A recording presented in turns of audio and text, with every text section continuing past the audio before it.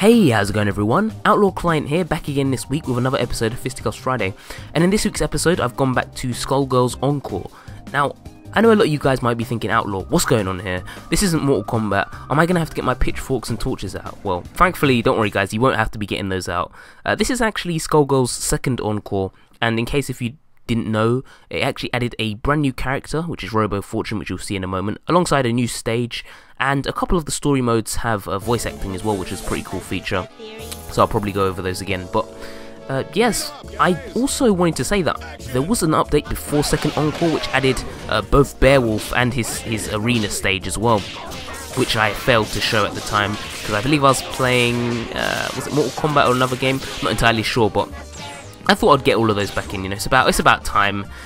Anyway, Robo Fortune is the final DLC character. And as you can see on the screen as well, I didn't actually play as Beowulf myself, but there was this guy online. He seemed pretty good with Beowulf. He had, had good knowledge of the character. And Beowulf is actually a wrestler, so as you could probably guess, he uses a lot of guns, machetes and all that stuff. Jesus, he's so powerful. But no, he actually uses his hands like a fighter, like a proper wrestler, and he's a grappler character, so very dangerous at close range. He can also use his steel chair as well, the hurting I believe it is, so yeah, you gotta watch out for that stuff. Well, as you can see, he's thrown it on the ground there, and sort of think of Cody from Street Fighter, where he has the knife sometimes, and if he hasn't got the knife he can't use certain moves, so yeah, probably drew a lot of inspiration from that. But anyway, my first match up against Beowulf, and I played this guy a few times. He beat me 3 times. I was coming back with that 2-streak win, and I decided to go in a double team because I wasn't too good with Robo Fortune at the time. As you saw there, I dropped a few combos and that, and I had to have the big band here to clean up the clean up the extra waste that's left over. Oh, here we go. Can we get that? Oh no, and I missed that. I missed that punch, that crucial punch that would have ended it. But luckily he used his bionic arm, or Grendel arm, whatever you want to call it, and I managed to secure that win because I blocked it on time. Perfect. But anyway, like I was saying, it might have been 2 against 1, but of course it balances out the characters. So yeah, not completely unfair. Anyway, on to my second match.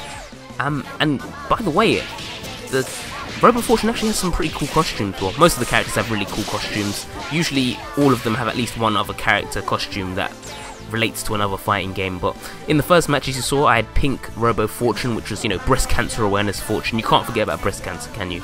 No, it's actually based off of a character from Phantasy Star Online. I believe it's one of the female android characters, which I thought was a pretty cool reference. She also has a few other cool costumes as well, like CP30 and stuff like that. But anyway, on to the match.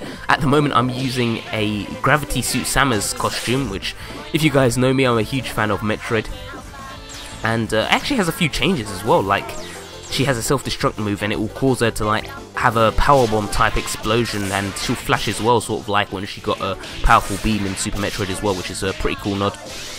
But anyway, enough about that, let's stop talking about colours, colour doesn't matter of course. Onto the match and what Robo Fortune can do. So anyway, I'm actually up against one of my friends, JD, and you might recognise him from the previous match, previous set of Skullgirl matches, which I faced him. I think he narrowly beat me, but anyway, managed to find him again on ranked match, which is surprising because ranked match is completely random. But anyway, Robo Fortune is actually really slow on the ground, surprisingly. Well, unsurprisingly I should say. She's a robot, so yeah, she's going to be pretty slow. But in contrast, her forward dash is actually incredibly quick. It might be one of the quickest in the games, I'm not entirely sure, but yeah, very quick when she uses that forward dash. And in the air, she hasn't really got any air dashes either. I believe her beta version did, but they took it out before the final release, so yeah, no air dashes for her. But again, in this match, I decided to go with Big Band as well, as the backup, Big Band, Big Backup, right there, to clean up the mess left over. Because I wasn't all that confident with Robo Fortune, but I'm going to tag her back in again. So I actually have one decent combo with her at the moment, and you'll see me using it quite a lot because I didn't really know any other combos. But one of her specials is like a magnet super, where it allows you to draw back in the opponents in the air, which is really cool move actually. I like it. If you hold it down, you can just make them rotate around and sort of good spacing, allow you to put the enemy where you want them to be, which is pretty cool. But as you can see here, really cool because you can actually extend your grab combo after your grab, which is really cool. If you use it, you don't hold it down, but you just hold it for long enough so that it pulls the opponent in, and you can like convert for that, which is pretty cool. But anyway, the main mechanic of Robo Fortune is the fact that she can put out heads if you press down a crouching heavy kick, which you'll see quite soon. Oh, by the way, rocking the Iron Man costumes, using the power of Tony Stark right there. Tony Stark? Yeah, sorry guys, Tony Stark, that's what I meant to say. But yeah, Iron Man costume, pretty cool here. So anyway, as you can see with the heads, like I was talking about, you can actually call them out and do different things depending on your command. So you can do quarter circle back, light kick, medium kick, or heavy kick, and it just changes what you can do. Jesus, this Filia is going in right now. I don't like it at all. I have to get her off of me. So she's going to do some chocolate chip damage. Anyway, block that. I managed to go into the combo again. But yeah, like I was saying, the heads, you can do different things, and again, it really does contribute to her zoning abilities. Like, you can do missiles and you can place mines and stuff like that. Yeah, speak of the devil, a mine right there. But you can cause it, it's good zoning because you can keep the enemy away. You can, set out a little warning there. Say, you know what, you want to come in on me, I'm going to put heads out and you're going to explode. So, yeah. But, like I was saying, really cool moves. In terms of her super, like I was saying, the magnet is pretty cool. You can, draw in enemies if they're up in the air, and if you hold it down and they go right in front of the magnet, then you can go into a super, sort of like T-Hawk style super. She spins them around with her arm. I'm sure you guys will see it soon. Or have I done it yet in the matches? I'm quite surprised. I was using that combo the most offline, so sort of surprised I hadn't used one yet. But if you haven't seen it yet, you will see it soon. Anyway, yeah, so her second super is actually like a huge cannon, or I should say proton cannon, sort of like Iron Man's proton cannon. Yeah, now that I'm playing as an Iron Man costume Robo Fortune, I'm starting to see a lot of resemblances here. But anyway, oh, there's the magnet there, the magnetic trap.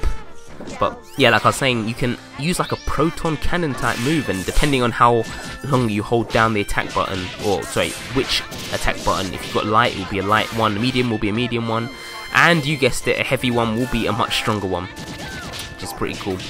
Anyway, again, just blocking, she's really going in right there. She's going for the rushdown Filia.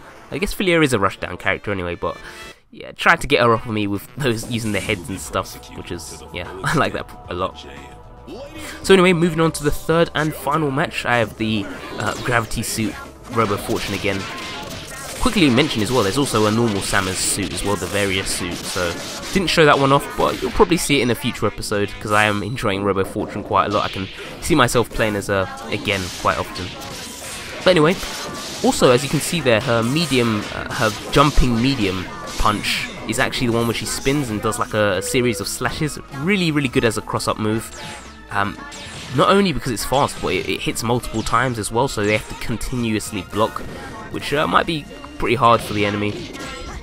And, oh yeah, also forgot to mention, she's pretty decent at zoning as well. She's not quite Peacock level, but as you'll see, I'm sure I get a few beams in, a few uni beams as I'll call them. Yeah, another Iron Man reference. But yeah, she has a decent zoning game. She can keep them away. It's quite quick. Her low punch and heavy punch ones are pretty powerful. Sorry, pretty fast. Not that powerful, but pretty quick.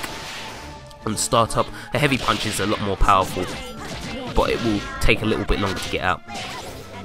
Also, there's missiles as well. Do they remind you of Hidden Missile? Let's be honest, they're hidden missiles in this game, and it's in the form of Robo Fortune's head rockets or missiles or whatever you want to call them. But yeah, let's just be grateful there aren't any foot dives here. But anyway, this final match up against Squiggly, didn't quite finish it with that heavy kick, but managed to use that beam and take out Squiggly. Yeah. Robo Fortune for the win. But here we go. Here's that self-destruct sequence that I was talking about. You see, you flash all the other colours, whereas if you play as like another costume, it would just be like normal flashing.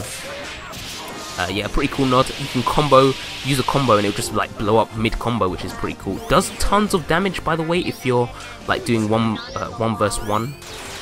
I'm actually in a team of 3 at the moment, so yeah, not too much damage, but trust me, it's powerful on its own.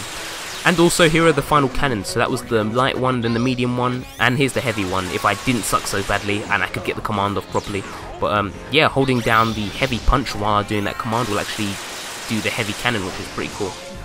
But yeah, those are all the matches I have for today. So anyway, thanks a lot for watching, guys. If you enjoyed this, please leave a like, comment, and subscribe, you know, just to show me that you guys are enjoying this. And again, if you want to shout out as well, I just recommend the same thing: a like, comment, and subscribe. And in your comment, you can just tell me, what do you guys think of Robo Fortune? I mean, have you played as her, and you know, what are your impressions of her playing as her so far? Or maybe if you haven't played as her, what do you think? Is she a character that would really suit you based off of what you've seen today? But anyway, thanks again for watching. I know I said this like a million times, but I really do mean it. Thanks for watching, and I'll see you guys again next week. So peace out.